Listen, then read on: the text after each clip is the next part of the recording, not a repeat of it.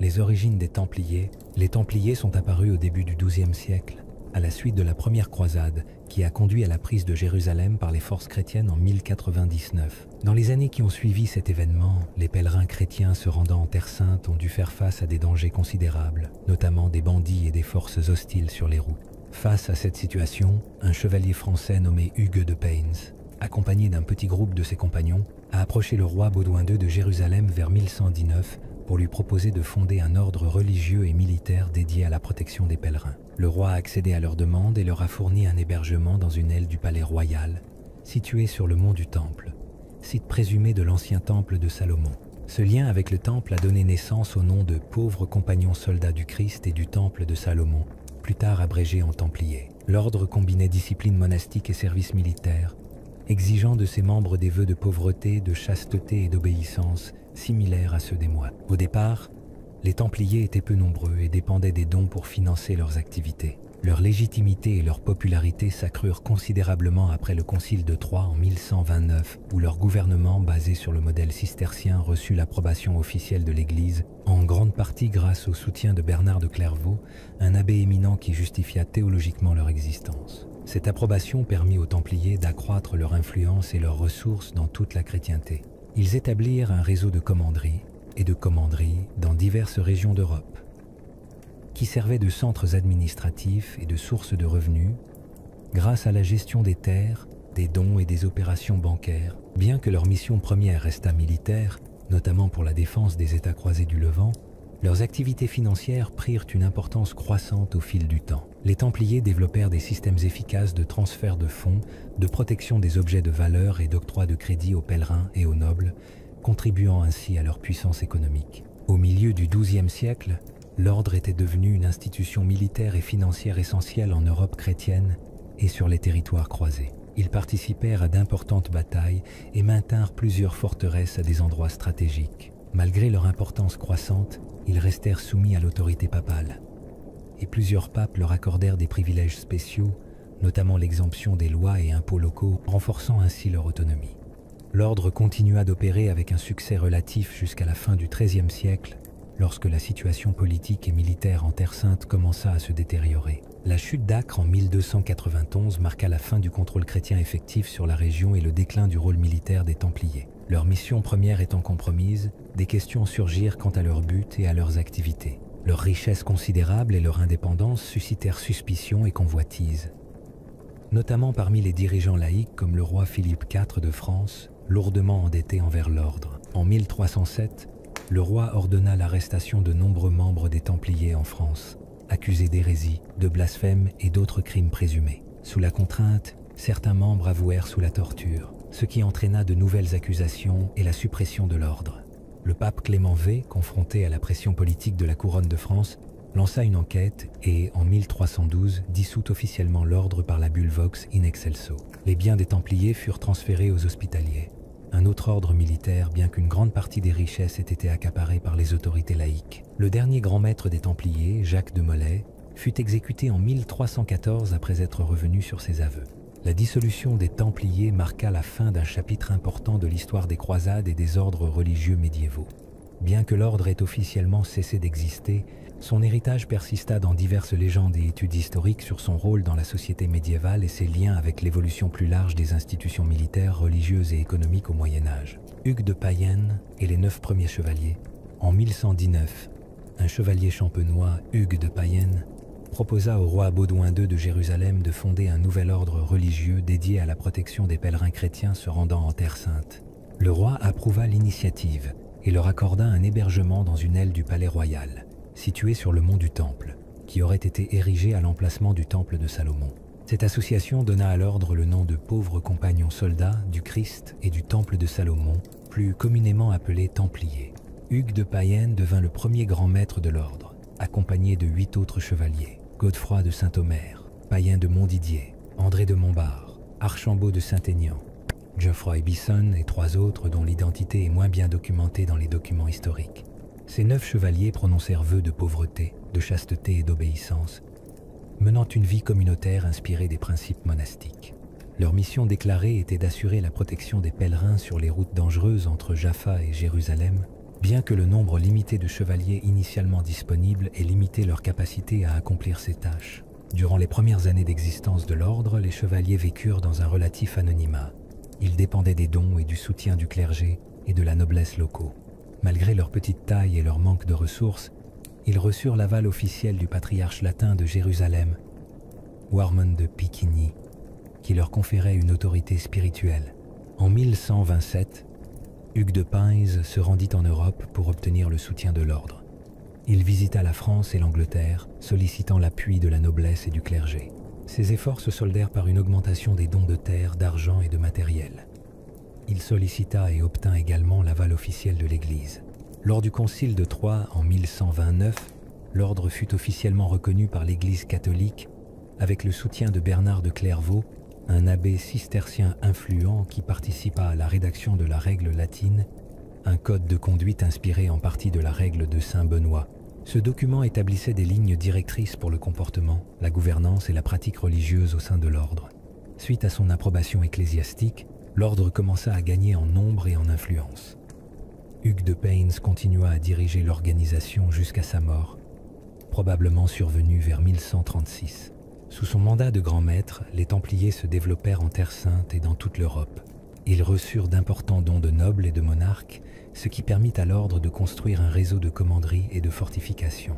Ces premiers développements posèrent les bases de ce qui allait devenir l'un des ordres militaires les plus puissants et les plus riches du Moyen Âge. Malgré leur importance croissante, les premières années des Templiers restent partiellement éclipsées par le manque de documentation contemporaine. La plupart des connaissances proviennent de chroniqueurs ultérieurs et de registres ecclésiastiques officiels. Les motivations et activités spécifiques des 9 premiers chevaliers durant la période de formation de l'ordre ne sont pas détaillées dans les sources primaires. Néanmoins, la fondation des Templiers sous Hugues de Payens représente une étape importante dans l'histoire des croisades et de la militarisation de la vie religieuse au XIIe siècle.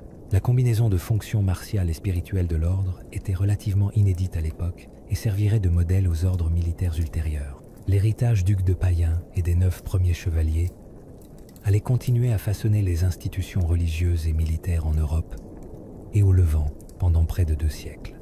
Leur rôle dans le contexte plus large des États croisés, la défense des chemins de pèlerinage et les éventuels liens financiers et politiques des Templiers font toujours l'objet d'analyses historiques et d'un intérêt scientifique constant. Le règne des Templiers. La règle des Templiers, aussi appelée règle latine, était un code de conduite établi pour régir la vie des membres de l'ordre des pauvres compagnons soldats du Christ et du Temple de Salomon. Approuvée officiellement lors du concile de Troyes en 1129, elle fut en grande partie rédigée avec l'aide de Bernard de Clairvaux, abbé cistercien qui joua un rôle important dans l'approbation ecclésiastique de l'ordre. Le texte original comprenait 72 clauses rédigées en latin, puis s'est étoffé à mesure que l'ordre gagnait en taille et en complexité. La règle fournissait des instructions détaillées sur tous les aspects de la vie d'un Templier, notamment l'observance spirituelle, le comportement personnel, les responsabilités militaires et la vie en communauté. Les Templiers s'étaient tenus de vivre selon les principes monastiques, en prononçant des vœux de pauvreté, de chasteté et d'obéissance. Ils étaient tenus d'assister régulièrement aux offices religieux, d'observer le silence pendant les repas et à certaines heures de la journée, et de suivre un programme strict de prière et de travail. La règle interdisait la possession personnelle de biens, les vêtements luxueux, ainsi que la consommation excessive de nourriture et de boissons. Les repas devaient être simples et partagés, et la consommation de viande était généralement limitée à certains jours. La tenue vestimentaire devait être uniforme et modeste, généralement composée d'une cape blanche pour les chevaliers et d'un habit noir ou marron pour les sergents. La règle mettait l'accent sur l'humilité et la discipline, décourageant la vanité et la désobéissance. Les devoirs militaires étaient intégrés aux obligations spirituelles.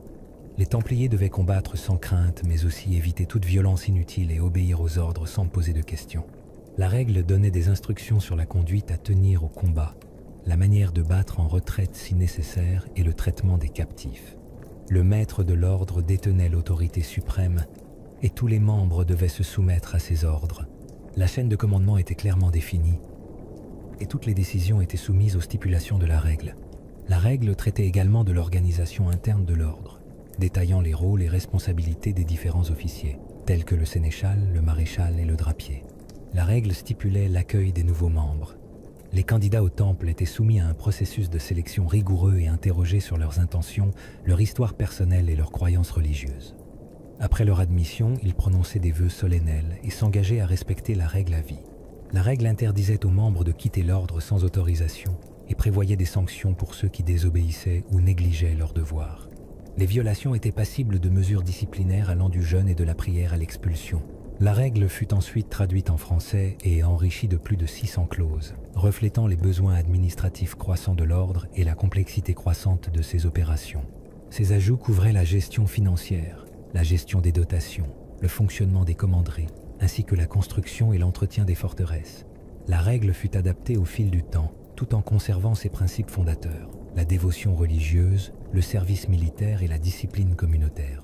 Les Templiers étaient uniques en combinant l'idéal monastique avec les responsabilités des chevaliers en armure. La règle reflétait cette dualité en équilibrant les obligations religieuses et les règles martiales. Bien que stricte, la règle prévoyait également les soins aux membres malades ou blessés et autorisait le repos et la récupération si nécessaire. Les Templiers vieillissants ou trop malades pour servir au combat étaient souvent affectés à des fonctions administratives ou spirituelles au sein de l'ordre. La règle des Templiers servit de document principal pour guider les opérations de l'ordre tout au long de son existence. Elle créait un environnement structuré où tous les membres étaient tenus à une norme de conduite commune.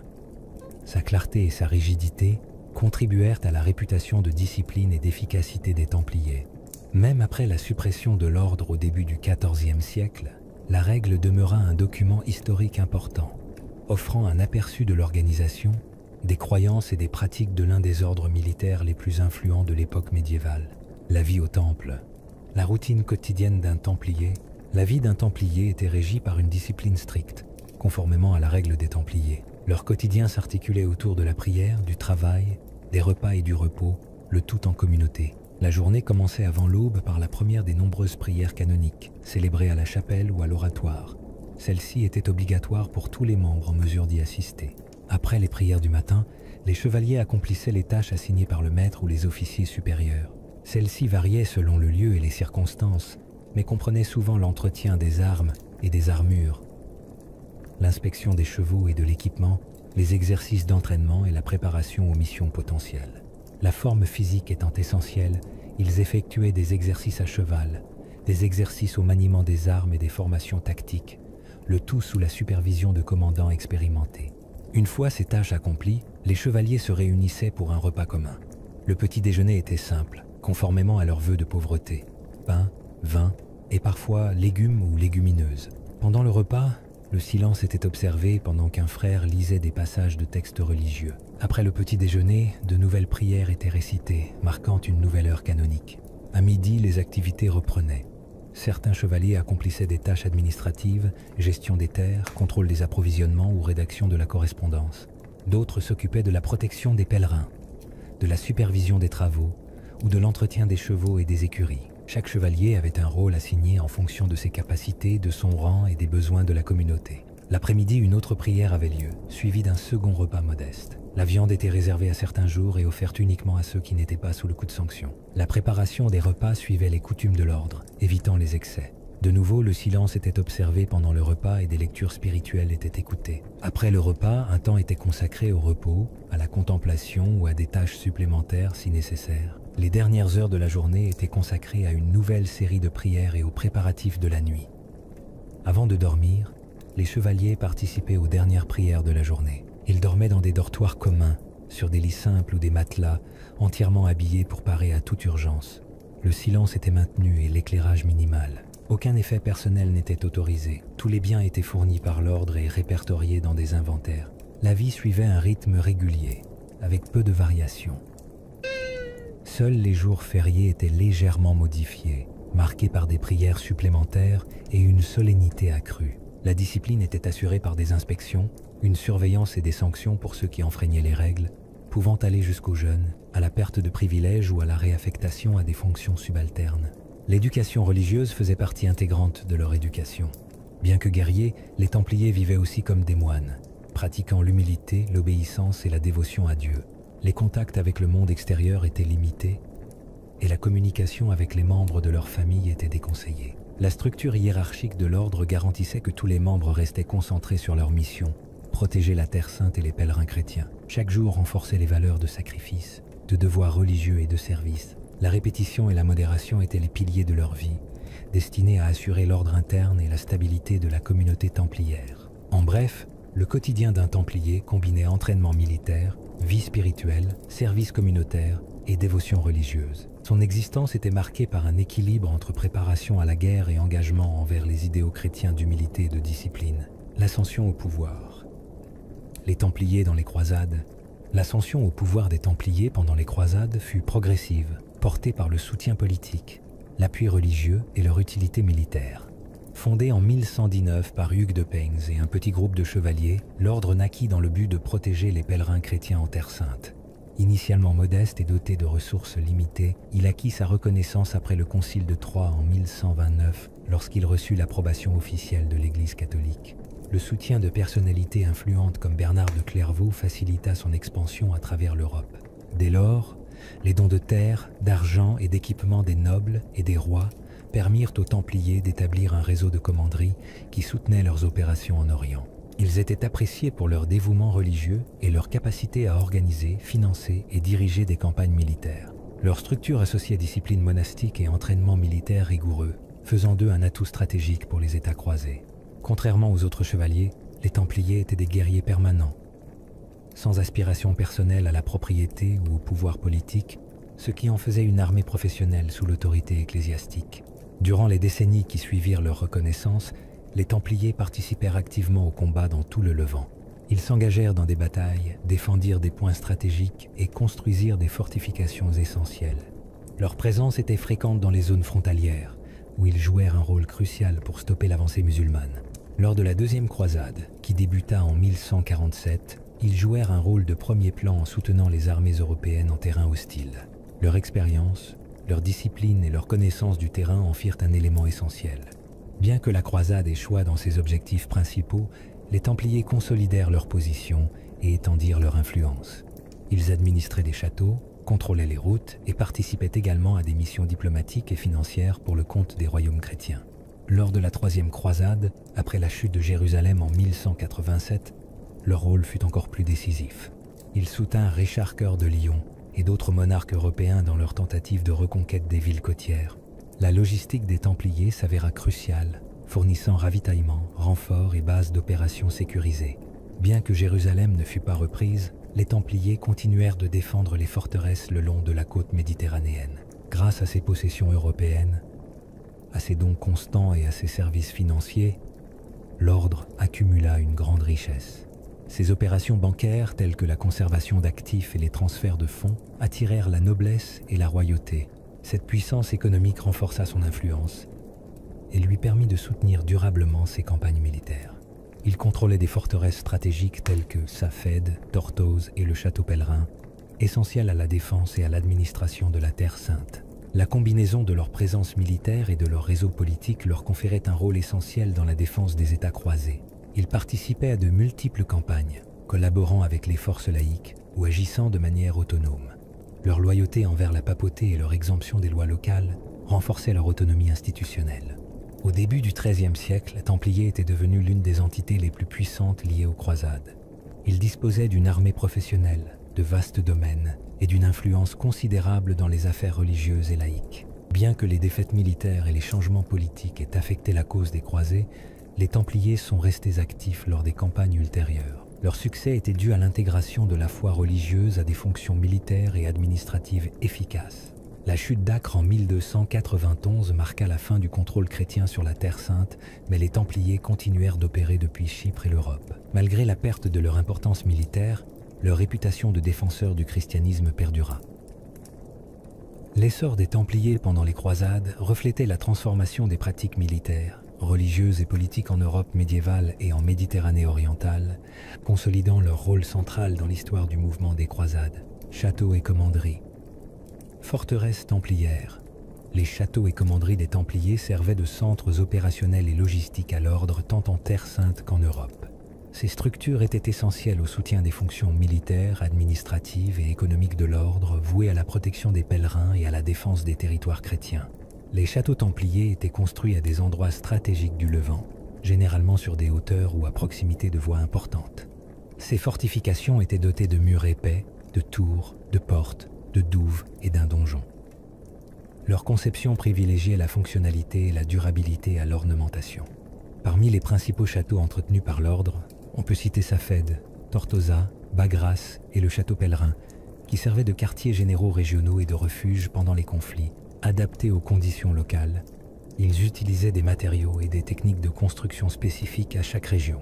À l'intérieur, ils abritaient soldats, chapelains, personnel de soutien et, occasionnellement, civils. Les espaces comprenaient des chapelles, des cuisines, des réserves, des écuries, des dortoirs et des armureries, aménagés selon les besoins. Ces forteresses permettaient de réagir rapidement aux menaces, de contrôler le territoire et de coordonner les campagnes. Elles étaient également des centres d'information et de négociation. Une hiérarchie stricte était maintenue dans chaque château. Le commandant supervisait les opérations quotidiennes et garantissait le respect de la règle des Templiers.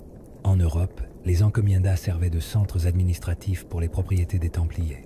Ces dernières étaient offertes par les nobles et les monarques et comprenaient des terres agricoles, des moulins, des vignobles et des villages. Elles servaient également de lieu de recrutement et de formation pour les nouveaux membres. Leur fonction principale était de soutenir financièrement les opérations militaires en collectant des revenus, en favorisant la production agricole et en facilitant le commerce. Certaines encomiendas entreposaient des armes, de la nourriture et des vêtements destinés à être expédiés en Terre Sainte.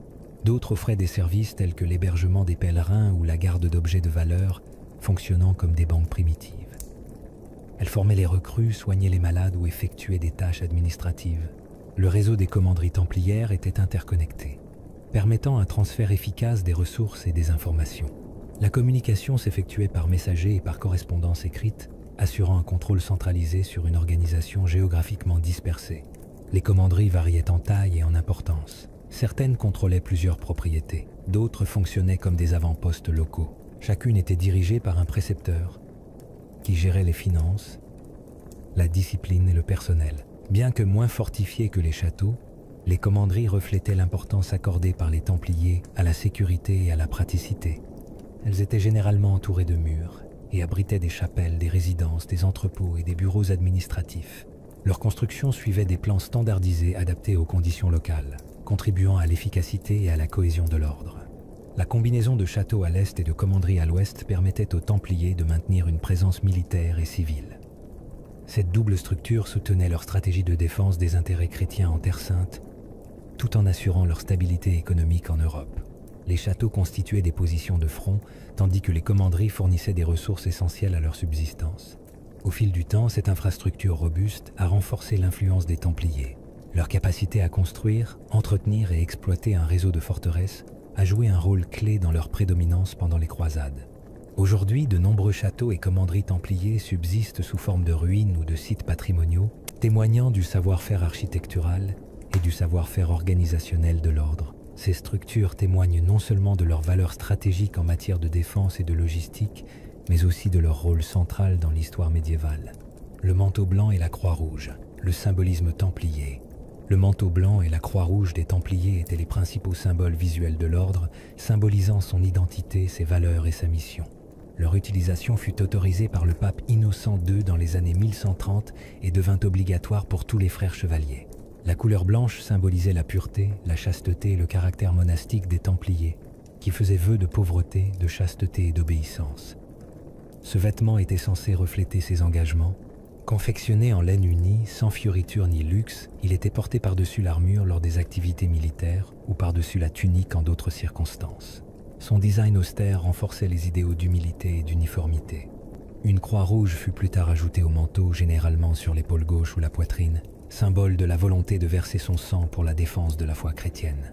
Cette croix, simple ou pâtée, représentait le martyre et le sacrifice, et incarnait la croyance templière selon laquelle mourir au combat pour la foi avait un mérite spirituel.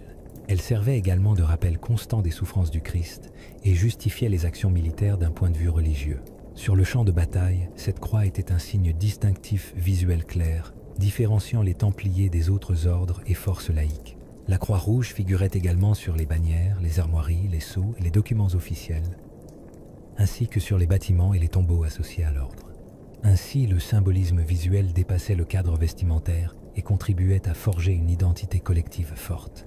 Ce symbolisme communiquait la vocation spirituelle et militaire de l'ordre, tant aux alliés qu'aux ennemis. Au combat, elle remplissait également une fonction pratique, faciliter la reconnaissance des camarades et la coordination au combat. L'utilisation du manteau était réglementée par la règle des Templiers qui établissait des instructions strictes sur les matériaux, les couleurs et les conditions de son port. Seuls les frères chevaliers étaient autorisés à porter le manteau blanc orné de la croix rouge. Les sergents et autres membres non chevaliers portaient des manteaux noirs ou bruns, également ornés d'une croix rouge, marquant ainsi les différences hiérarchiques au sein de l'ordre sans compromettre l'unité visuelle. Cette différenciation reposait sur le rang et la fonction, et non sur le mérite personnel. Les règles interdisaient la personnalisation ou l'utilisation de tissus coûteux. Les manteaux devaient être maintenus en bon état et n'étaient remplacés qu'en cas de besoin, favorisant ainsi la discipline et la modestie. Outre son aspect visuel et fonctionnel, le vêtement avait une signification théologique.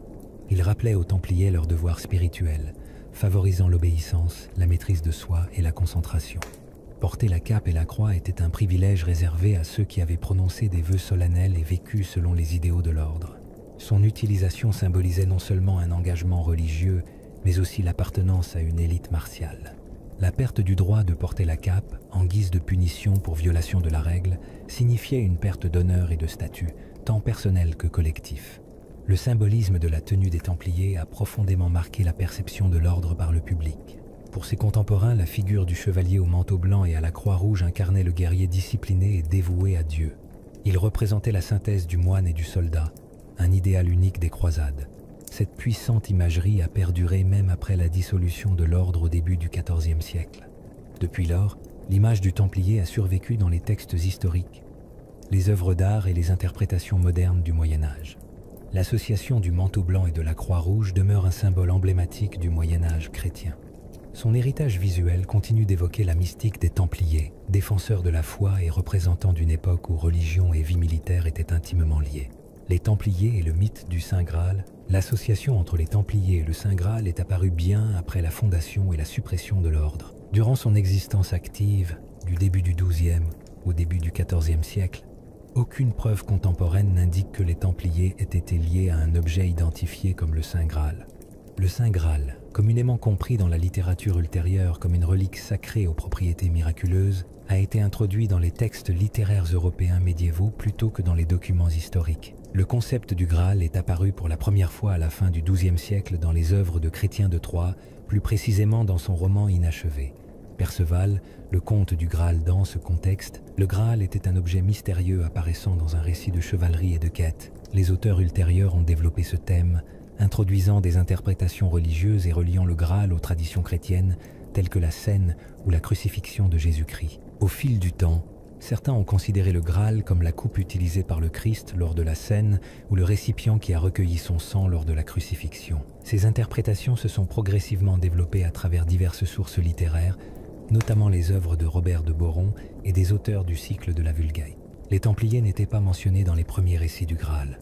Cependant, dans les versions ultérieures, notamment le cycle de la Vulgate du XIIIe siècle et le cycle post-Vulgate, des chevaliers ressemblant aux Templiers par leur apparence et leur comportement ont commencé à apparaître dans les récits du Graal. Ces chevaliers littéraires étaient souvent représentés comme des gardiens de reliques sacrées, des défenseurs de la foi et des figures de la discipline spirituelle. Ces caractéristiques correspondaient à l'image publique des Templiers comme guerriers religieux, ce qui a pu influencer l'incorporation de figures templières dans le mythe du Graal. Cependant, l'ordre des Templiers lui-même ne revendiquait la possession d'aucune relique de ce type et ne la présentait pas dans ses fonctions religieuses ou militaires officielles. Le lien entre les Templiers et le Graal s'est renforcé après la suppression de l'ordre en 1312, suite à l'arrestation de ses membres en 1307 par le roi Philippe IV de France. La chute soudaine des Templiers et le secret entourant leurs pratiques internes ont donné lieu à des spéculations et à la création de mythes au cours des siècles suivants. Le manque de connaissances détaillées du public sur les rituels et les possessions de l'ordre a nourri des associations imaginaires, notamment l'idée que les Templiers avaient découvert ou protégé le Saint Graal lors de leur séjour en Terre Sainte.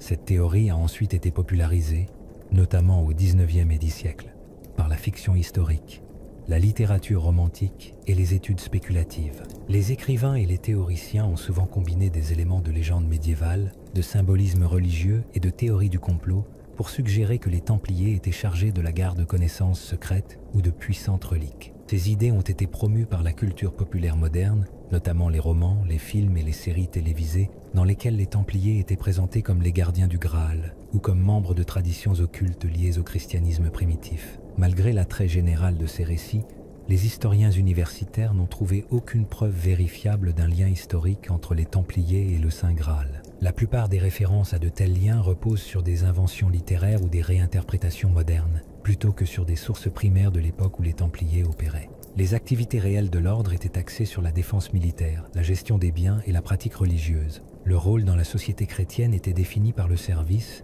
l'obéissance à la papauté et la participation aux croisades. L'idée que les Templiers possédaient des connaissances secrètes ou des reliques sacrées reste spéculative et non étayée par les documents historiques. Le mythe du Saint Graal et son association avec les Templiers sont un exemple de la manière dont l'histoire et la légende peuvent s'entremêler au fil du temps, produisant des récits durables qui reflètent l'imagination culturelle plutôt que des événements documentés.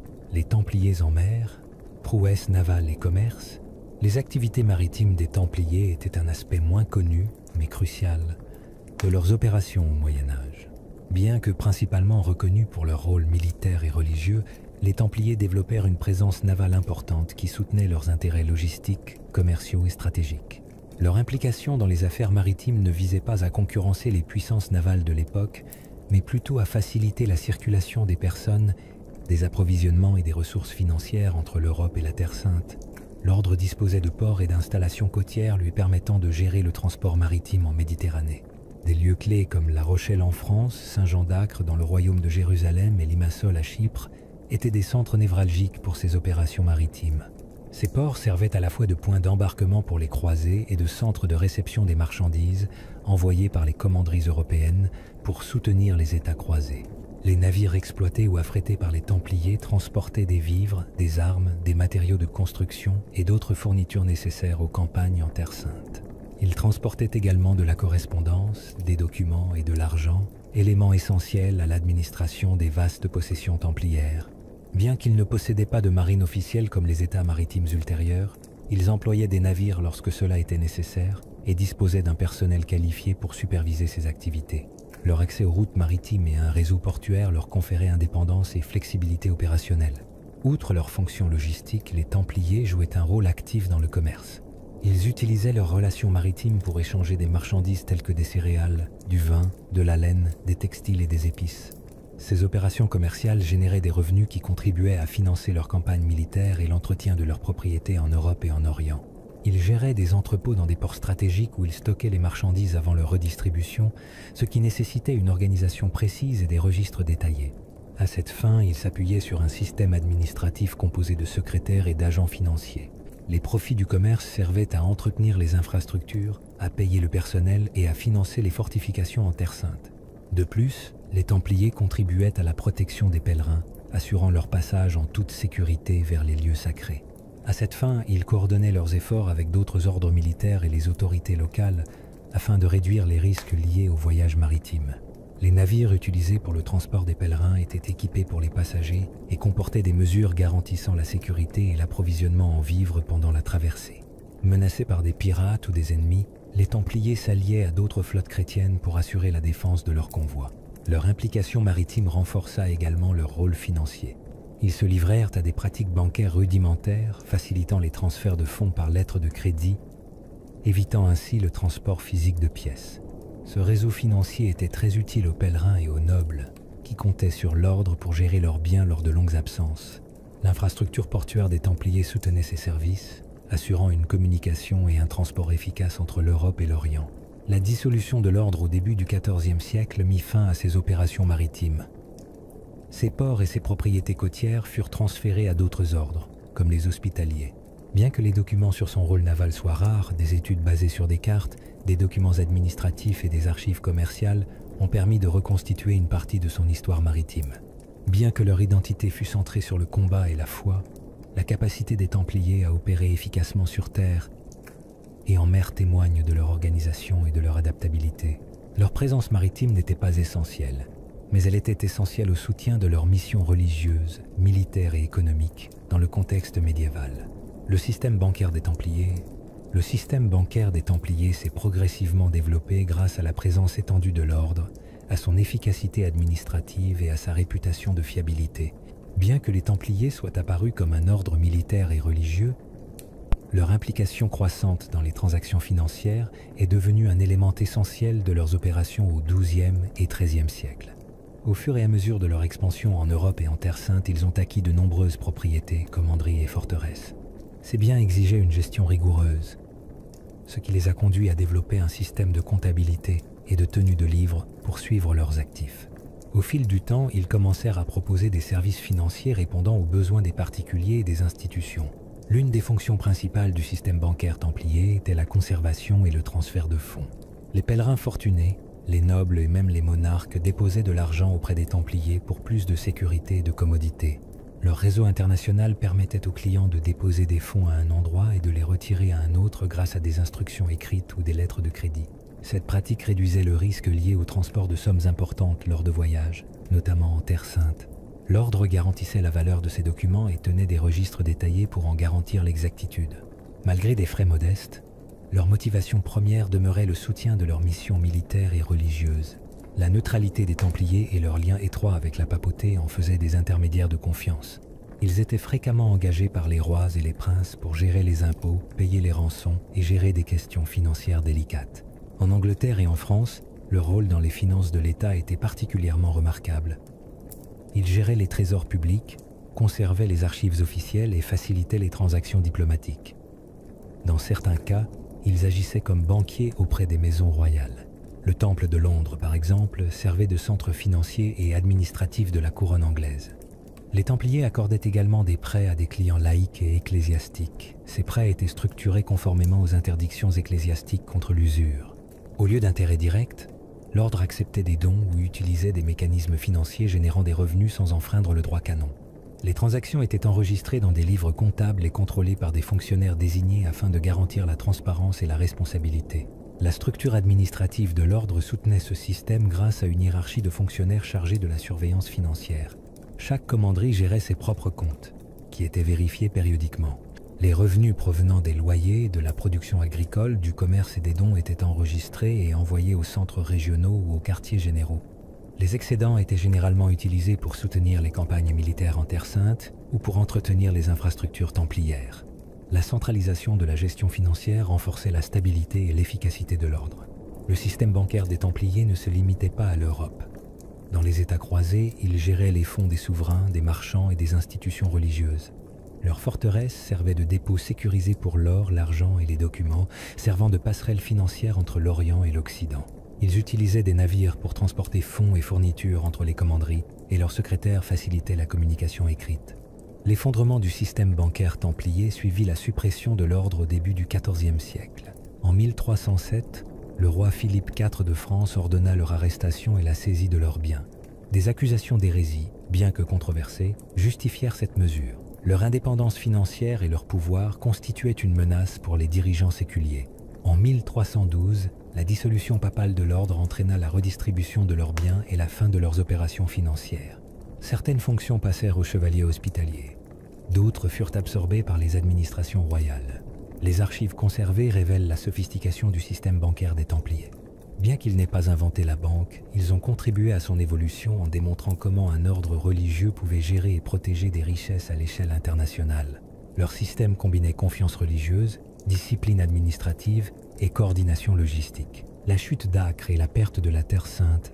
La chute d'Acre en 1291 marqua la fin de la présence politique et militaire chrétienne en Terre Sainte et la perte définitive du territoire occupé par les États croisés. Acre était la capitale du royaume de Jérusalem depuis la perte de la ville elle-même en 1187.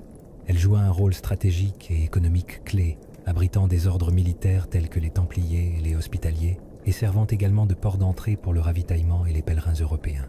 Sa situation sur la côte méditerranéenne lui permit de maintenir des liaisons maritimes avec l'Occident et de servir de bastion contre l'avancée des forces musulmanes. Cependant, au fil du temps, les divisions internes entre factions chrétiennes, les renforts limités en provenance d'Europe et la montée en puissance des puissances musulmanes régionales contribuèrent à l'affaiblissement de la position croisée.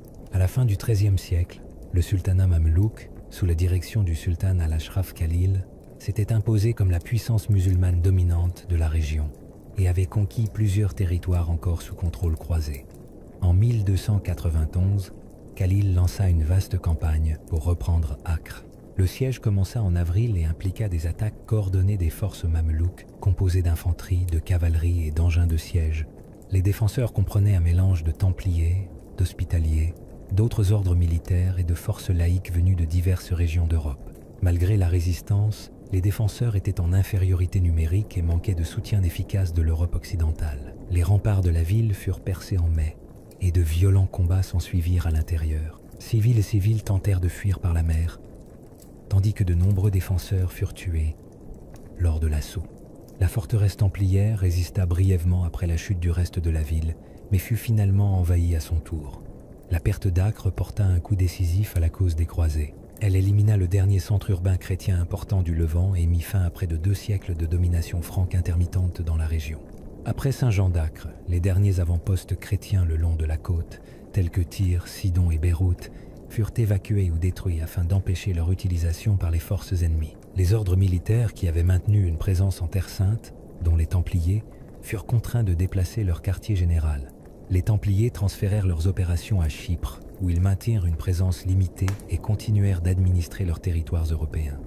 L'échec stratégique à renforcer et à tenir Saint-Jean d'Acre mit en évidence le déclin de l'enthousiasme pour les croisades en Europe. Les priorités politiques et économiques en Europe occidentale avaient évolué, et la volonté des monarques et des nobles d'engager des ressources pour la défense de territoires lointains avait diminué. La papauté continua d'appeler à de nouvelles croisades, mais ces initiatives manquèrent de soutien et furent largement inefficaces. La perte de la Terre Sainte modifia la mission des ordres militaires, qui se concentrèrent de plus en plus sur les tâches de gestion administrative et financière.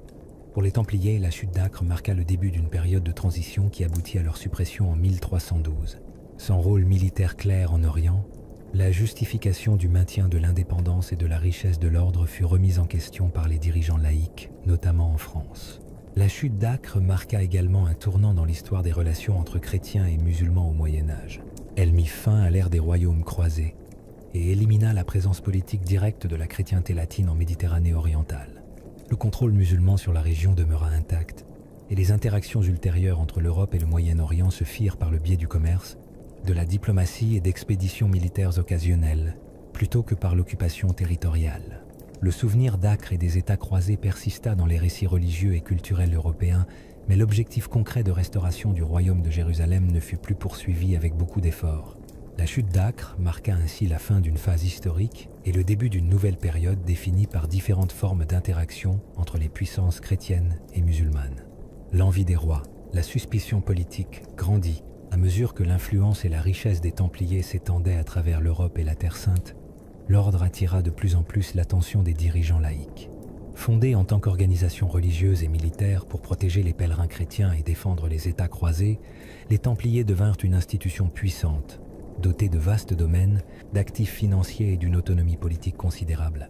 Cette croissance fut alimentée par les privilèges accordés par la papauté, notamment les exonérations fiscales, l'immunité aux lois locales et la possibilité d'agir indépendamment des autorités laïques et ecclésiastiques. Si ces privilèges soutenaient leur mission, ils créèrent également des tensions avec les monarques qui percevaient les Templiers comme agissant hors de leur contrôle. Au fil du temps, la suspicion politique envers l'ordre s'intensifia. Rois et nobles prirent davantage conscience de l'étendue de leur influence, notamment dans le domaine financier. L'ordre fonctionnait comme une sorte de banque médiévale, offrant des services tels que la garde de biens, les prêts et les transferts de fonds à distance. Des monarques comme ceux d'Angleterre et de France comptaient sur les Templiers pour gérer leur trésorerie et leurs transactions. Cependant, après la perte des États croisés, la fonction militaire de l'ordre déclina. L'accumulation continue de richesses et de biens devint de plus en plus difficile à justifier auprès des dirigeants. Sans rôle militaire clair, l'ordre semblait moins essentiel, bien qu'il demeurât très puissant économiquement. Le cas le plus représentatif fut celui de la France. Le roi Philippe IV, dit Philippe le Bel, était confronté à de graves difficultés financières dues à des guerres coûteuses et à des litiges internes. Il avait déjà été en conflit avec la papauté sur des questions d'impôts et d'autorité. Ses relations avec les Templiers étaient marquées par un mélange de dépendance financière et de profonde méfiance. Bien que l'ordre ait rendu des services utiles à la couronne, son indépendance et ses exonérations fiscales en faisaient un obstacle aux intérêts royaux. La chute d'Acre en 1291 et la perte définitive des territoires croisés privèrent les Templiers de leur justification militaire originelle. Leur quartier général étant transféré à Chypre, leurs opérations se concentrèrent de plus en plus sur la gestion de domaines et les activités bancaires en Europe. Cette transformation affaiblit leur image publique et leur secret alimenta rumeurs et spéculations. Ce manque de transparence les rendit vulnérables à des accusations difficiles à réfuter. En 1307, Philippe IV ordonna l'arrestation massive de Templiers en France, dont leur grand maître, Jacques de Molay. Les accusations portaient notamment sur l'hérésie, l'idolâtrie et la corruption morale. Des aveux extorqués sous la torture servaient à justifier la confiscation des biens et le démantèlement de l'ordre, bien qu'il manquait de preuves solides. Les véritables motivations étaient politiques et financières, mais le recours à des procédures judiciaires conférait à ces actes un semblant de légitimité. Philippe fit pression sur le pape Clément V pour qu'il autorise une enquête.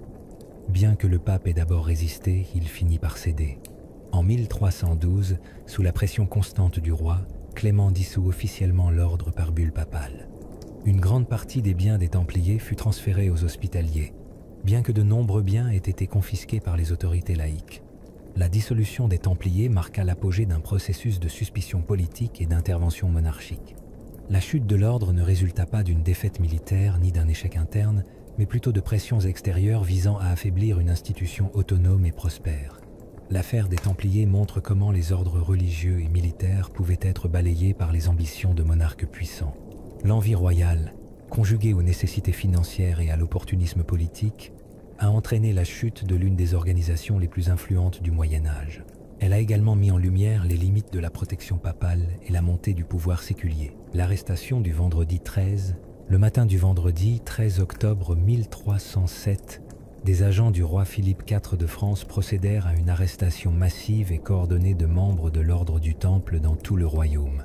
L'opération, préparée secrètement depuis plusieurs semaines, comportait des instructions détaillées envoyées par lettres scellées aux responsables régionaux, lesquelles devaient être ouvertes et exécutées simultanément à la date prévue. Les arrestations furent effectuées sans préavis et touchèrent tous les biens et le personnel des Templiers relevant de la juridiction de la Couronne de France. Les motifs invoqués pour ces arrestations étaient des accusations d'hérésie, de blasphème et d'autres graves offenses religieuses et morales. Parmi les chefs d'accusation figuraient des accusations de reniement du Christ, de crachat sur la croix, de participation à des rituels indécents et d'adoration d'une idole mystérieuse. Ces accusations reposaient principalement sur des témoignages obtenus sous la torture et sur des rumeurs circulant depuis longtemps concernant le caractère secret des cérémonies d'initiation et des coutumes internes de l'ordre.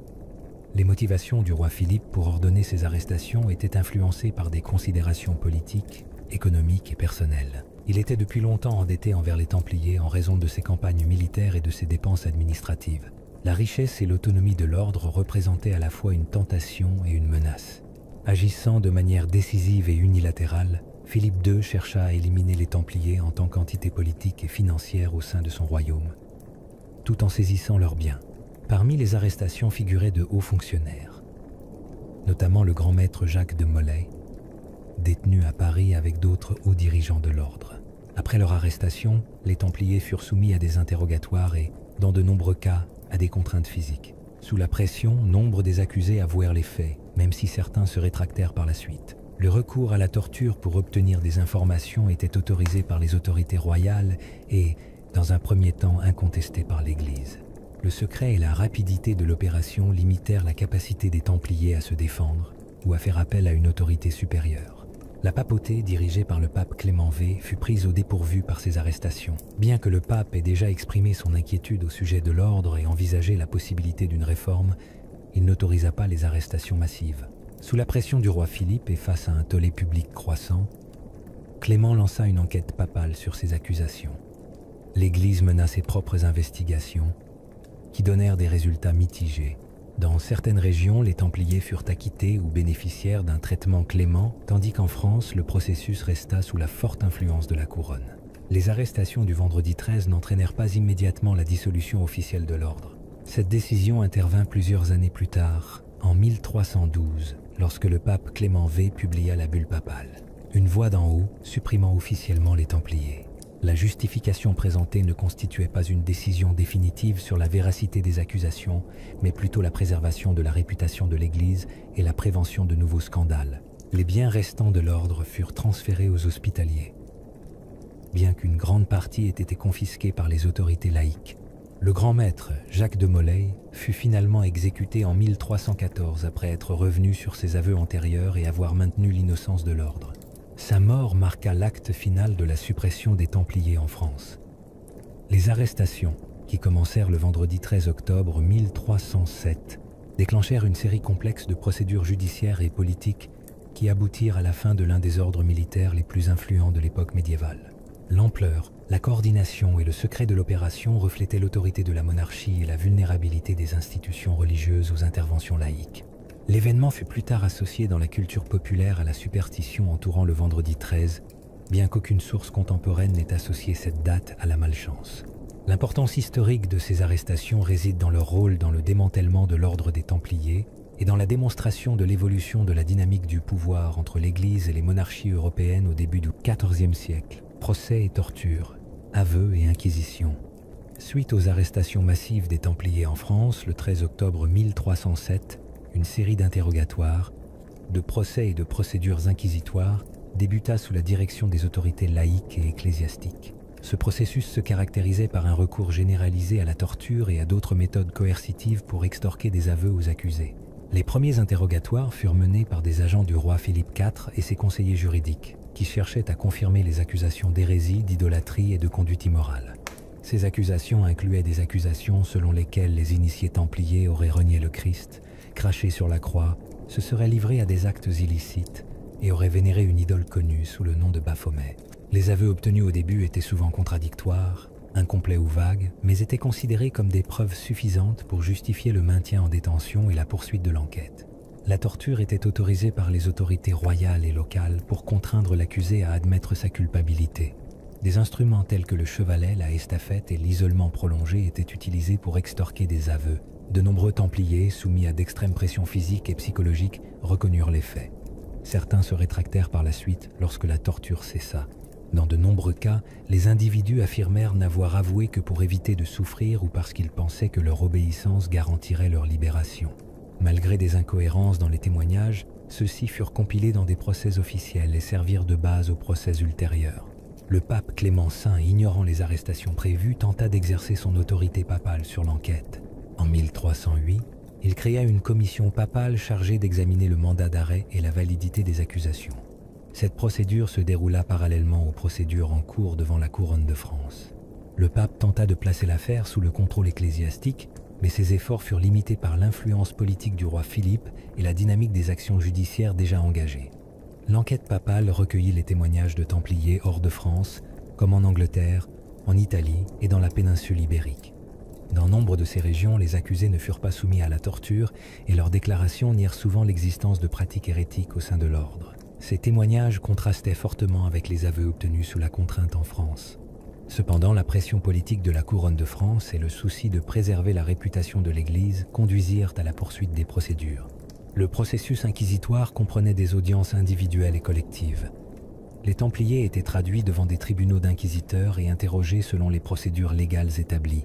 Dans certains cas, ceux qui refusaient d'avouer ou rétractaient leurs aveux antérieurs étaient déclarés hérétiques récidivistes et soumis à des peines allant jusqu'à l'emprisonnement ou la peine capitale. L'exemple le plus notable fut celui du grand maître de l'ordre Jacques de Molay, qui avait d'abord avoué avant de se rétracter publiquement. Sa rétractation conduisit à sa condamnation et à son exécution sur le bûcher en 1314. Les procès révélèrent à quel point les pratiques judiciaires de l'époque reposaient sur les aveux, quelle que soit leur origine. Le recours à la torture était légalement autorisé par le droit canon en cas d'hérésie, à condition qu'elle soit administrée dans des conditions contrôlées et qu'elle n'entraîne ni mort ni séquelles permanentes. En pratique, ces directives étaient fréquemment ignorées. Les procédures inquisitoriales contre les Templiers se poursuivirent pendant plusieurs années et produisirent une abondante documentation. Ces archives furent utilisées par le pape Clément V pour justifier sa décision de supprimer l'ordre en 1312 par bulle papale. Une voie d'en haut-là suppression fut justifiée par le scandale, la division et la prétendue perte de l'autorité morale de l'ordre, plutôt que par la nécessité d'une preuve définitive de culpabilité. Les procès et les tortures des Templiers illustrent l'intersection entre doctrine religieuse, procédure judiciaire et opportunisme politique dans l'Europe médiévale. Le recours aux aveux forcés et l'influence du pouvoir séculier déterminèrent l'issue de l'affaire, et contribuèrent à la dissolution définitive de l'ordre. Ces événements eurent également un impact durable sur l'évolution des méthodes inquisitoriales et des normes juridiques appliquées aux affaires d'hérésie et à la discipline ecclésiastique. L'exécution de Jacques de Molay, 23e et dernier grand maître des Templiers, fut exécuté le 18 mars 1314 à Paris. Sa mort marqua la fin officielle de la suppression des Templiers en France. Né au milieu du XIIIe siècle, Jacques de Molay dirigeait l'ordre depuis environ 1292. Durant son mandat, les Templiers connurent la perte de la Terre Sainte et un déplacement de leurs activités vers l'administration et la gestion financière en Europe. Suite aux arrestations massives de Templiers initiées par le roi Philippe IV de France en octobre 1307, Jacques de Molay fut placé en détention avec d'autres membres haut placés de l'ordre. Il fut soumis à une longue détention et à une série d'interrogatoires, au cours desquels des aveux lui furent extorqués sous la contrainte. Dans une première déclaration, de Molay reconnut certaines accusations, bien que les circonstances entourant cet aveu suggèrent un recours à la coercition et à la pression. Au cours des années suivantes, des commissions papales et royales poursuivirent leur enquête sur l'ordre. Le pape Clément V a publié la bulle papale Une voix dans Hautaine 1312, l'ordre du Temple dissout officiellement les Templiers, invoquant la nécessité de protéger l'Église du scandale. Les biens de l'ordre sont transférés aux hospitaliers, bien que dans certaines régions ils soient confisqués par les autorités locales ou les monarques. Jacques de Molay et d'autres Templiers de haut rang restent en détention pendant la durée du procès. En mars 1314, de Molay et Geoffroy de Charnay, précepteurs de Normandie, sont convoqués pour entendre leur sentence. Tous deux avaient déjà avoué lors des premières phases du procès. À cette occasion, cependant, ils se rétractent publiquement, proclamant leur innocence et affirmant l'intégrité de l'ordre. Leurs déclarations surprennent les autorités royales, qui anticipent une soumission et l'acceptation de la sentence du tribunal. Ces rétractations sont interprétées comme des actes de défiance et une rechute dans l'hérésie, selon les définitions de la procédure inquisitoire. Selon le droit canon, ceux qui avouaient leur hérésie puis se rétractaient étaient considérés comme des hérétiques récidivistes et passibles de la peine capitale sans autre procès. En réponse à leurs déclarations publiques, le roi Philippe IV ordonna l'exécution immédiate des deux hommes. Ils furent condamnés à mort sur le bûcher, peine habituelle à l'époque pour les hérétiques récidivistes. Le même jour, un bûcher fut érigé sur une petite île de la Seine à Paris, près de l'île de la Cité. Jacques de Molay et Geoffroy de Charnay furent conduits sur place et exécutés sans délai. Des sources contemporaines rapportent que les deux hommes clamèrent leur innocence jusqu'au bout et firent preuve de sérénité face à la mort. L'exécution fut effectuée rapidement et sans cérémonie publique officielle. L'événement n'impliqua pas de condamnation définitive de la papauté, mais fut exécuté par les autorités laïques sur la base de résolutions inquisitoriales établies. La mort de Jacques de Molay marqua l'acte final de la chute des Templiers en France.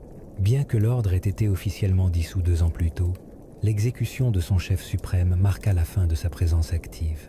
Ailleurs en Europe, des vestiges de l'ordre avaient déjà été absorbés par d'autres institutions ou dissous. Le cas de Jacques de Molay demeure un exemple notable de l'utilisation de mécanismes religieux et juridiques à des fins politiques. Les méthodes employées lors des procès, le recours aux aveux obtenus sous la torture et l'influence du pouvoir royal sur les procédures ecclésiastiques reflètent des changements plus larges dans l'équilibre entre l'Église et l'État au début du XIVe siècle en Europe. La répression des Templiers et l'exécution de leurs dirigeants ne résultaient pas d'une défaite militaire ou d'un consensus théologique, mais plutôt d'une convergence d'ambitions politiques, d'intérêts financiers et de vulnérabilité institutionnelle. Les événements entourant la mort de Jacques de Molay ont contribué à l'intérêt historique durable pour les Templiers et à l'analyse continue de leur héritage dans les contextes religieux, juridiques et culturels. La dissolution officielle des Templiers a été officialisée par le pape Clément V par la publication d'une bulle papale. Une voix d'en haut le 22 mars 1312, lors du concile de Vienne, la décision fut prise après des années de procédures judiciaires, d'interrogatoires et de négociations politiques. La suppression de l'ordre avait commencé en France en 1307, lorsque le roi Philippe IV ordonna l'arrestation de tous les Templiers de son royaume. Les accusations portées contre eux comprenaient l'hérésie, l'idolâtrie, le blasphème et diverses formes de comportement immoral. Bien que nombre de ces accusations manquaient de preuves crédibles et reposaient sur des aveux extorqués sous la torture, elles suffirent à susciter une suspicion généralisée. Le pape Clément V tenta d'abord de maintenir le contrôle ecclésiastique sur les débats et lança une enquête papale. Cependant, sous la forte pression de la couronne de France et soucieux de préserver l'unité de l'Église, le pape finit par admettre que le maintien de l'ordre engendrerait davantage de scandales et de divisions. Le Concile de Vienne fut convoqué en 1311 pour traiter cette question, entre autres. Les délégués du Concile débattirent longuement de la situation des Templiers. Bien que certains membres du Concile estimaient que l'ordre devait pouvoir se défendre par un procès formel, d'autres, notamment influencés par les intérêts français, soutenaient que l'atteinte à la réputation de l'Église justifiait sa suppression sans procès final. Le pape Clément V présenta l'affaire comme une affaire nécessitant une résolution administrative et non judiciaire. Sur cette base, il déclara la dissolution de l'ordre non pas comme une condamnation formelle, mais comme une mesure prise pour le bien de l'Église. La bulle, une voix d'en haut-il déclara que l'ordre avait été supprimé par l'autorité papale en raison de graves accusations, d'un scandale public et de l'impossibilité de restaurer sa réputation. Les membres de l'ordre ne furent pas unanimement condamnés. Nombre d'entre eux furent placés dans des communautés monastiques ou autorisés à vivre sous surveillance, selon les résultats des enquêtes locales. Dans certaines régions, les Templiers furent acquittés ou bénéficiaires d'un traitement clément. Cependant, en France, où l'influence du roi Philippe IV demeurait forte, de nombreux Templiers furent emprisonnés et plusieurs exécutés pour hérésie. La dissolution de l'ordre impliqua la redistribution de ses vastes propriétés et de ses actifs financiers. Une deuxième bulle papale, Fournir, promulguée en mai 1312, transféra la plupart des biens des Templiers aux chevaliers hospitaliers. Cet ordre militaire et religieux, également connu sous le nom d'ordre de Saint-Jean, assuma la responsabilité des anciens biens des Templiers, bien que le transfert effectif fût inégal selon les régions. Dans certaines régions, des dirigeants séculiers confisquèrent des biens ou retardèrent le processus.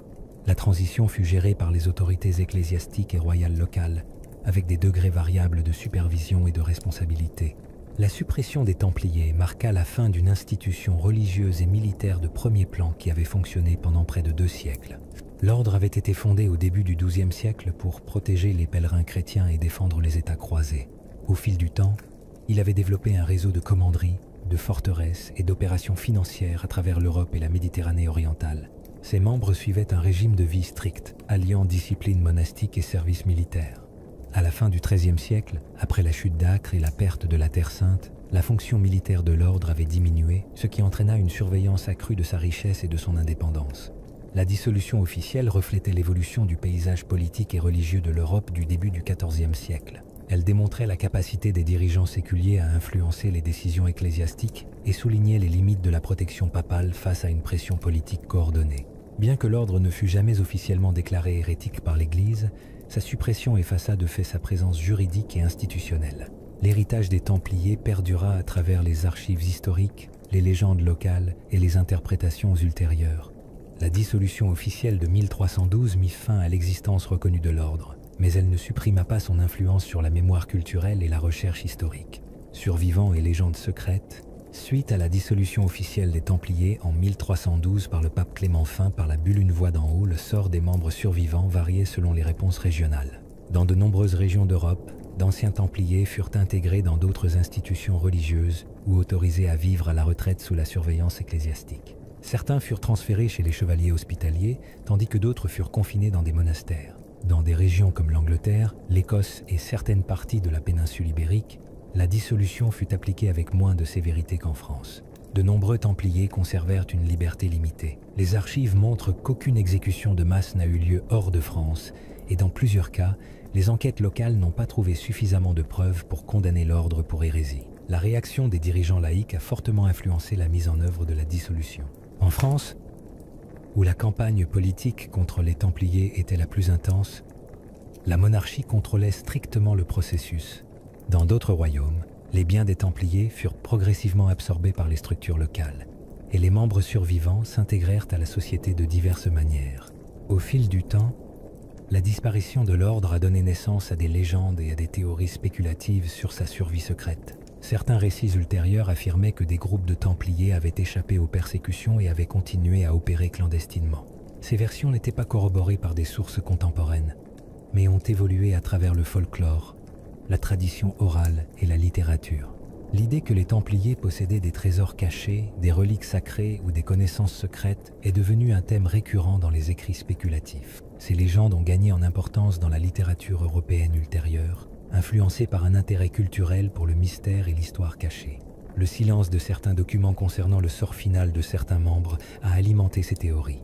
Le manque d'informations a permis d'émettre l'hypothèse que certains Templiers auraient fui vers des régions reculées ou se seraient réorganisés sous d'autres noms. En Écosse par exemple, des traditions ont émergé suggérant que les Templiers auraient trouvé refuge et contribué au développement local, bien que ces affirmations manquent de vérification et reposent sur des interprétations ultérieures. De même, des liens ont été établis entre les Templiers et des groupes tels que la franc-maçonnerie, bien qu'aucune preuve historique ne permette d'étayer un lien direct. Ces associations sont apparues principalement au XVIIIe et XIXe siècle, dans le cadre de tentatives d'établir une continuité entre les ordres militaires médiévaux et les organisations fraternelles modernes. Malgré l'absence de documentation confirmant ces liens, ces idées ont persisté dans la culture populaire. La notion de survie des Templiers incluait également des récits de manuscrits cachés, de caveaux souterrains et de rituels secrets préservés de génération en génération. Ces éléments ont été intégrés à des œuvres de fiction et à des récits spéculatifs présentant les Templiers comme les gardiens du savoir ésotérique. Bien que séduisants pour un public avide de mystère et de symbolisme, ces récits ne correspondent pas aux études historiques établies. La plupart des études universitaires sur les Templiers s'appuient sur des sources vérifiables telles que les archives ecclésiastiques, les décrets royaux et les chroniques contemporaines, qui n'indiquent pas l'existence d'une continuité templière organisée après leur dissolution. Malgré cela, la légende de leur survie a perduré et s'est développée au fil du temps, s'inscrivant dans un mythe plus vaste autour de thèmes médiévaux et religieux. Le contraste entre la suppression documentée de l'ordre et les légendes ultérieures reflète un schéma courant d'interprétation de l'histoire, où la mémoire publique diverge du consensus scientifique et donne naissance à des visions symboliques qui tentent de combler les lacunes des archives historiques. Dans le cas des Templiers, cette divergence a conduit à un double héritage. D'une part, leur disparition en tant qu'ordre au XIVe siècle, d'autre part, leur résurrection symbolique en tant qu'icône de mystère et d'influence occulte dans la culture populaire. L'influence des Templiers sur la franc-maçonnerie, l'idée d'un lien historique entre les Templiers et la franc-maçonnerie a fait l'objet de spéculations, d'interprétations et de débats, notamment depuis le XVIIIe siècle. Les Templiers étaient un ordre militaire et religieux médiéval officiellement fondé en 1119 et dissous par décret papal en 1312. La franc-maçonnerie, dans sa forme moderne, a commencé à prendre forme au début du XVIIIe siècle, émergeant des traditions des guildes de tailleurs de pierre et adoptant un caractère symbolique et fraternel qui s'est répandu dans toute l'Europe et au-delà. La séparation chronologique et institutionnelle entre les deux organisations est confirmée par les documents historiques. Il n'existe aucune preuve documentaire directe reliant la structure opérationnelle, la composition ou les objectifs de l'ordre des Templiers aux origines de la franc-maçonnerie. Cependant, à partir du milieu du XVIIIe siècle, certains groupes maçonniques ont commencé à intégrer des thèmes, des titres et du symbolisme templier à leurs rituels et degrés. Cette évolution a été particulièrement marquée dans les degrés supérieurs de la franc-maçonnerie, notamment les degrés templiers du rite d'York et d'autres organisations maçonniques. Ces ajouts ne reposaient pas sur une continuité historique avérée, mais constituaient des adaptations symboliques destinées à enrichir le contenu rituel et mythologique des pratiques maçonniques. Les périodes romantiques et des Lumières ont suscité un intérêt accru pour la chevalerie, le savoir secret et les traditions mystiques. Dans ce contexte culturel, la figure du Templier est devenue un symbole puissant de loyauté, de secret et de sacrifice. Les auteurs et concepteurs de rituels maçonniques se sont inspirés de ces thèmes pour enrichir leurs propres récits et structures. L'adoption de motifs templiers en franc-maçonnerie s'inscrivait dans une tendance plus large à intégrer des éléments légendaires et historiques aux cérémonies fraternelles. Elle reflétait l'aspiration à relier les organisations modernes à des lignées considérées comme nobles ou anciennes, même lorsque le fondement historique de ces liens faisait défaut. Dans certaines traditions maçonniques, les membres de certains degrés adoptent le titre de Templier et participent à des cérémonies faisant allusion à l'ordre médiéval. Ces rituels se concentrent souvent sur les thèmes de la moralité, de la discipline spirituelle et de la résurrection symbolique, plutôt que sur l'histoire médiévale elle-même. Bien que ces pratiques créent un lien rituel entre les Templiers et la franc-maçonnerie, elles n'établissent pas de lien historique ou institutionnel. Les historiens universitaires considèrent généralement l'idée d'une filiation directe des Templiers aux francs-maçons comme infondée. Les documents produits par des entités maçonniques suggérant une lignée continue sont considérés comme des inventions ultérieures, créées à des fins symboliques ou organisationnelles plutôt que par souci d'exactitude historique. Néanmoins, l'association entre les deux groupes a persisté dans l'imaginaire populaire. Elle est renforcée par des symboles visuels, des titres et des pratiques cérémonielles inspirés de la chevalerie médiévale. L'image du Templier comme gardien du savoir sacré s'accorde avec l'accent maçonnique mis sur le secret, l'allégorie et l'enseignement moral. Cet alignement symbolique contribue à la perception du lien, même en l'absence de preuves. Certains auteurs extérieurs au courant universitaire ont avancé des théories affirmant une ligne de succession ininterrompue entre les Templiers et la franc-maçonnerie, suggérant que des vestiges de l'ordre ont survécu en secret avant de réapparaître sous forme de loges maçonniques. Ces théories n'ont pas été corroborées par des sources primaires et sont généralement considérées comme spéculatives ou fictives. Malgré cela, elles continuent d'influencer la littérature, le cinéma et les théories du complot, consolidant l'idée d'un lien entre Templiers et francs-maçons dans l'opinion publique. L'intérêt persistant pour ce lien illustre comment des personnages et des organisations historiques peuvent être réinterprétés et réaffectés au fil du temps à diverses fins idéologiques, cérémonielles ou culturelles. En conclusion, l'influence des Templiers sur la franc-maçonnerie doit être comprise comme symbolique et rituelle, plutôt qu'historique ou institutionnelle. Si des éléments de l'imagerie et des légendes templières ont été incorporés à certains rites maçonniques, il n'existe aucune continuité documentée entre les deux groupes. L'adoption de thèmes templiers au sein de la franc-maçonnerie reflète des intérêts culturels et symboliques plus larges, plutôt qu'une filiation directe. Les Templiers dans la culture pop moderne, les Templiers sont devenus un thème récurrent de la culture populaire moderne, apparaissant dans divers médias, notamment la littérature, le cinéma, la télévision et les jeux vidéo. Cette présence continue reflète un large intérêt culturel pour le mystère, le secret historique et le symbolisme médiéval. Bien que l'ordre historique fût une organisation militaire et religieuse médiévale officiellement dissoute au début du XIVe siècle, les représentations modernes diffèrent souvent sensiblement de l'histoire documentée. Ces représentations mettent généralement l'accent sur des thèmes tels que les trésors cachés, le savoir secret et la survie clandestine au-delà de la suppression officielle de l'ordre. L'une des premières et des plus influentes représentations littéraires des Templiers à l'époque moderne se trouve dans le roman du XIXe siècle, Ivanhoe par Sir Walter Scott. Dans cette œuvre, les Templiers sont dépeints comme des antagonistes, contribuant à la perception de l'ordre comme à la fois puissant et moralement ambigu. Cette représentation a influencé les représentations fictives ultérieures. Au XXe et XXe siècle, les Templiers sont apparus dans une grande variété de récits, allant de la fiction spéculative aux thrillers et aux drames historiques, où l'ordre est souvent associé à des sociétés secrètes, à des reliques antiques ou à des conspirations religieuses et politiques. Le roman en est un exemple marquant. Le Da Vinci Coded Dan Brown, qui inclut des références aux Templiers dans un récit plus vaste mêlant histoire occulte et mystère religieux. Bien que ce livre soit une œuvre de fiction, il a contribué à la croyance populaire selon laquelle les Templiers gardaient des artefacts sacrés ou des connaissances ésotériques. On retrouve des thèmes similaires dans des films comme Trésor national, qui associent les Templiers à des trésors perdus cachés par des groupes secrets. Dans les jeux vidéo, les Templiers apparaissent fréquemment comme des personnages centraux. Assassin's Creed dans la série, ils sont dépeints comme une organisation puissante et durable, engagée dans une lutte séculaire pour le contrôle de l'histoire humaine. Cette représentation fictive repose sur le mythe des Templiers.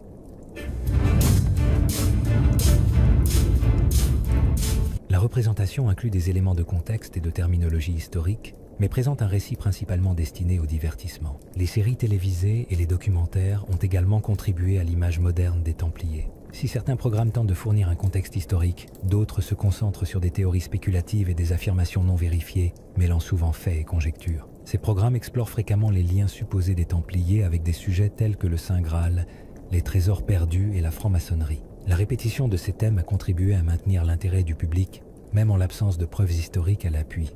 La présence durable des Templiers dans la culture populaire ne se limite pas aux médias occidentaux. Leur image a également été adaptée dans des œuvres internationales, notamment des romans graphiques, des dessins animés et des films d'animation. Dans chaque cas, les thèmes centraux restent similaires, mettant l'accent sur le mystère, l'héritage et le pouvoir secret. Les Templiers servent de référence symbolique à des récits impliquant des vérités cachées et une continuité historique. L'influence des interprétations modernes a façonné la perception publique des Templiers, occultant souvent leur fonction originelle d'institutions religieuses et militaires médiévales. Alors que les historiens universitaires se concentrent sur des activités documentées telles que la défense des États croisés, le fonctionnement des réseaux financiers et la structure interne de l'ordre, la culture populaire met fréquemment l'accent sur des aspects non prouvés ou fictifs. Ce contraste a donné naissance à une double image des Templiers, l'une fondée sur la recherche historique, l'autre ancrée dans le mythe et le divertissement.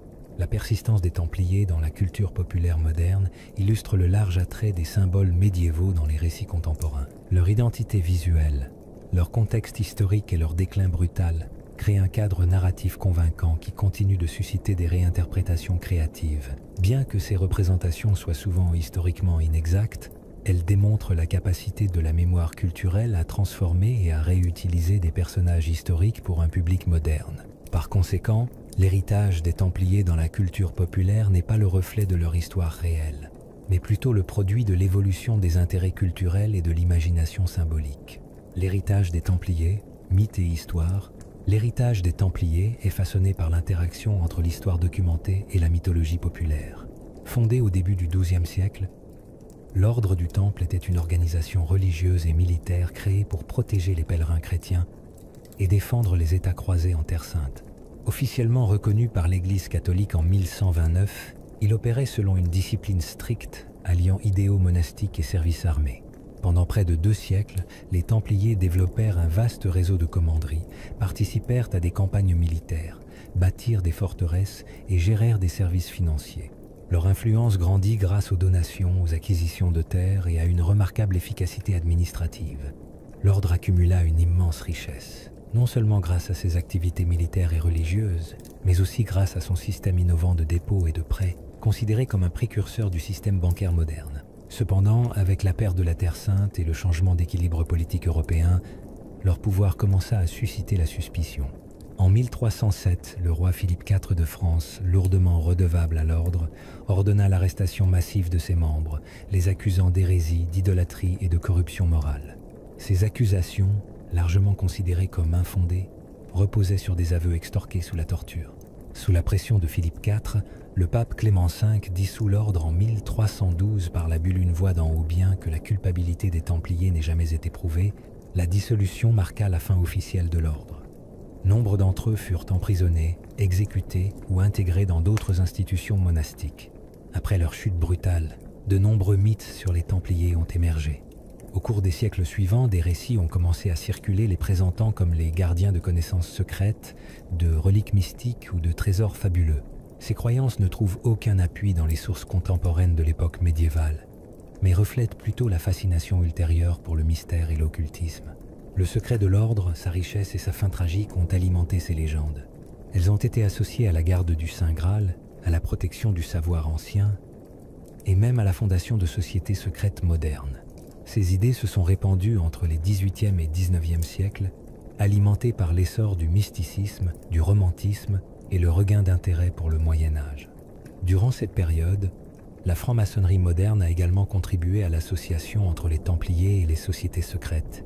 Bien qu'il n'existe aucune preuve historique d'un lien institutionnel, certains rituels et symboles maçonniques ont adopté des références templières, renforçant cette image mythique. Aujourd'hui, les Templiers sont fréquemment représentés dans des œuvres de fiction centrées sur des conspirations, des trésors cachés et des traditions ésotériques. Cette version populaire est omniprésente dans les romans, les films, les séries télévisées et les jeux vidéo. Dans de tels contextes, l'exactitude historique est sacrifiée au profit de l'attrait narratif, perpétuant une image déformée de l'ordre. L'héritage des Templiers présente ainsi une double dimension. D'une part, il est documenté dans les archives, les lettres papales et les chroniques. D'autre part, il est réinterprété par la culture populaire. Historiquement, il constituait un ordre religieux hiérarchisé doté d'une mission définie, dont les actions étaient relatées par des sources contemporaines. Les mythes, quant à eux, sont nés de lacunes dans les connaissances historiques et de l'attrait du mystère. Malgré leur manque de fondement factuel, les légendes continuent d'influencer la perception du public. Elles reflètent la manière dont les institutions historiques peuvent acquérir de nouvelles significations au fil du temps, éloignées de leur contexte d'origine. Ce phénomène touche non seulement les Templiers, mais aussi de nombreux autres personnages et événements du passé. Dans le monde universitaire, des efforts importants ont été déployés pour distinguer les faits des spéculations et restituer l'histoire des Templiers à son véritable contexte. Cependant, la coexistence de l'histoire et du mythe perdure, illustrant la difficulté constante de distinguer la vérité documentée du récit culturel. L'héritage des Templiers, façonné à la fois par des preuves historiques et par des légendes, reste un objet de fascination et d'analyse, un exemple clair de la façon dont le passé se transforme en mémoire collective au fil du temps.